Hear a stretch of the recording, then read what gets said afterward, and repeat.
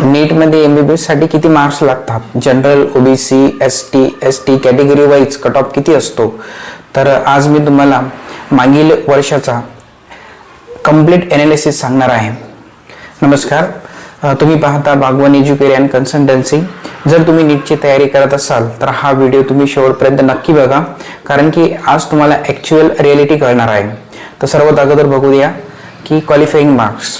तर general कॅटेगरीसाठी 144 marks लागतात आणि OBC, SC, ST याच्यासाठी 113. परंतु हा फक्त एक्झाम क्वालिफाय करण्यासाठी आहे, MBBS सीट मिळवण्यासाठी नाही. तर खरी रिॲलिटी बघूया. खरी reality government MBBS cut off असतो जनरल मार्क्ससाठी, जनरल कॅटेगरीसाठी 600 ते 650 प्लस मार्क्स. त्याच्यानंतर OBC कॅटेगरी 580 ते 610 मार्क्स, SC कॅटेगरी 480 ते 520, ST कॅटेगरी 400 ते 450 मार्क्स. म्हणजे MBBS मध्ये कॉम्पिटिशन खूप आहे. त्याच्यानंतर मागील इयरचा ऑल इंडिया कट ऑफ होता. जनरल 590 ते 610, OBC 550 ते 590, SC 460 ते 490. हे सुद्धा मार्क्स हाय जातात.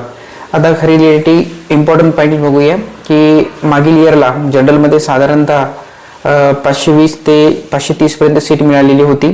त्याच्यानंतर SC, ST मध्ये कमी मार्क्स असले तरी चान्स मिळतो, परंतु दरवर्षी असं घडत नाही. म्हणजे दरवर्षी कट ऑफ मध्ये चेंजेस होतात. मग चेंजेस होण्याचे मेन कारण कोणते, तर फर्स्ट पेपर डिफिकल्टी म्हणजे पेपरची काठिण्य पात्रता, त्याच्यानंतर विद्यार्थ्यांची संख्या आणि अवेलेबल सीट. तर दरवर्षी एक्झॅक्ट प्रेडिक्शन करणे हे अवघड जाते.